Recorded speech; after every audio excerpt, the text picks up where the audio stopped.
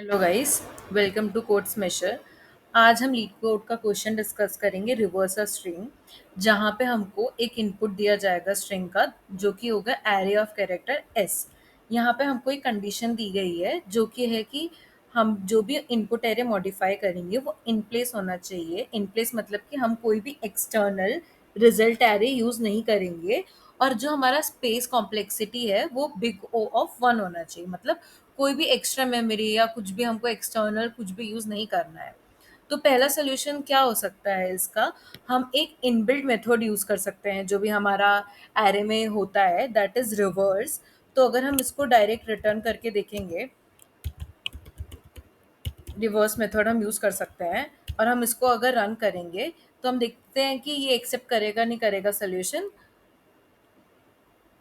तो ये हमारा एक्सेप्टेड सोल्यूशन है, और हम इसको सबमिट करके देखेंगे ये सोल्यूशन एक्सेप्टेड है कि नहीं। बट हम इनबिल्ट सोल्यूशन हर जगह यूज़ नहीं कर सकते हैं, क्योंकि अगर हम इंटरव्यू देने जाएंगे तो वो हमसे बोलेंगे कि इनबिल्ट सोल्यूशंस ना लिखें, इनबिल्ट फंक्शंस ना लिखें। तो उस कंडीशन में हम जो भी हमारा अनदर सोल्यूशन है उस अप्रोच को कंसिडर करते हैं। तो इस कंडीशन में हम देखते हैं ये सोल्यूशन एक्सेप्ट करता है कि नहीं करता है। तो ये सोल्यूशन एक्सेप्टेड है। बट अगर आप दूसरे सोल्यूशन के लिए जाएं तो हम अगर ये देखेंगे कि ये टॉपिक किसके अंडर है, ये टॉपिक टू पॉइंटर्स और स्ट्रिंग के अंदर है। हम टू पॉइंटर कंसिडरेबल क्या होता है? टू पॉइंटर होता है जहाँ पे हम दो इंडेक्सेस लेते हैं, एक स्टार्ट से और एक एंड से। तो इस कंडीशन के लिए हमारे पास जो स्ट्रिंग है दैट इज HELLO। यहाँ पे हमारा स्टार्ट इंडेक्स होगा H से और एंड इंडेक्स होगा J से।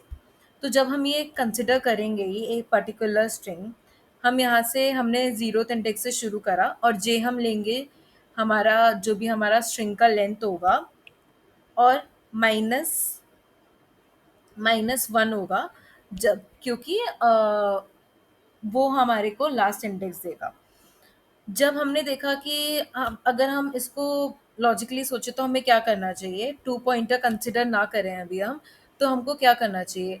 आप यहाँ आउटपुट में देख सकते हैं कि ये दोनों इंटरचेंज होते हैं, एच और ओ। और यहाँ पे अगर हम दूसरे इंडेक्स पे देखेंगे तो क्या इंटरचेंज हो रहा है? ई और एल। सेम हमको ये आउटपुट में मिल रहा है, राइट? तो हम क्या कर सकते हैं, जब हमने देखा कि हमने दो इंडेक्स से शुरू कर रहे हैं दैट इज आई और जे, हम इसको यहाँ पे इंटरचेंज करेंगे। और इंटरचेंज हो गया, यहाँ हमारा काम हो गया, ओ यहाँ पे आ गया और एच हमारा लास्ट इंडेक्स में चला गया। अब हमको यहाँ पे आई को क्या करना पड़ेगा? प्लस प्लस, और जे को क्या करना पड़ेगा? Minus minus, right? उसके बाद एच के बाद हमारा आई कहाँ पर आ जाएगा? ई पे, और जे हमारा कहाँ पे आ जाएगा? एल पे। सेम हम इसको इंटरचेंज कर सकते हैं, यहाँ पे हमारा आंसर आ जाएगा। उसके बाद जब हम देखेंगे कि आई हमारा इक्वल इक्वल जे के हो गया है, तो हमको कुछ करने का नीड नहीं है, हम डायरेक्ट यहाँ ये एल को यहाँ नीचे लिख सकते हैं, राइट? तो ये हमारा प्रॉपर आंसर हमको ये मिल गया है यहाँ पे।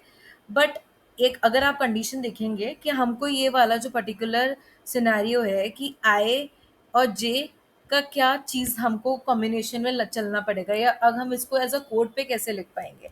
अगर हम इसको एज अ कोड देखेंगे तो हम देख रहे हैं कि हर सिचुएशन में आई जे से छोटा होना चाहिए। आई जे से क्यों छोटा होना चाहिए? अगर हम देखेंगे कि अगर हम आई जब भी जे से बड़ा होगा, अगर हम यहाँ पे देखेंगे कि आई जब भी जे से बड़ा होगा, मतलब कि जे यहीं पे रह गया और आई यहाँ से बाहर चला गया, ये कंडीशन का तो कोई मतलब ही नहीं है, कोई सेंस ही नहीं है, क्योंकि हम ऑलरेडी वो इंडेक्स को पढ़ चुके हैं। तो उस सिनेरियो का कोई भी मतलब नहीं है। तो हमारा आई जो होएगा हमेशा जे से छोटा होगा, और हर इटरेशन के बाद आई हमारा प्लस प्लस होगा और जे हमारा माइनस माइनस होगा। तो हम इसको एक बार कोड पे लिख लेते हैं और समझ लेते हैं।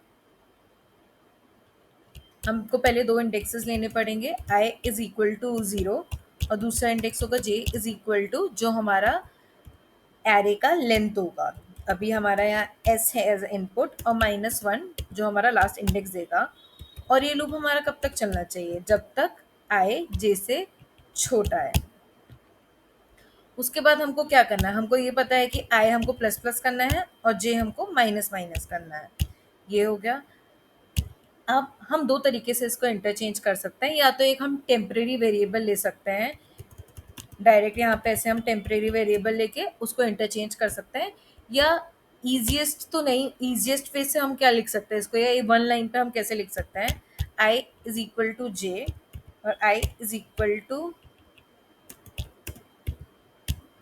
अगर हम ऐसे इसको लिखेंगे तो ये हमको एक इंटरचेंज वैल्यू करके देगा, और इसको हमको एक एरे में स्टोर करना पड़ेगा। सो ये हमको लास्ट में हमको हमारा जो एस स्ट्रिंग है वो रिटर्न भी करना पड़ेगा। अब हम इसको रन करके देखते हैं।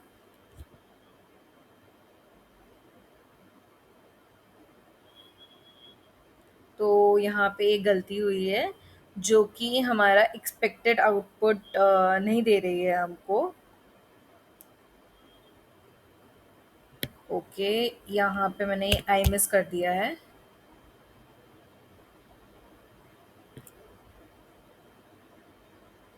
तो ये हमारा सोल्यूशन एक्सेप्टेड है।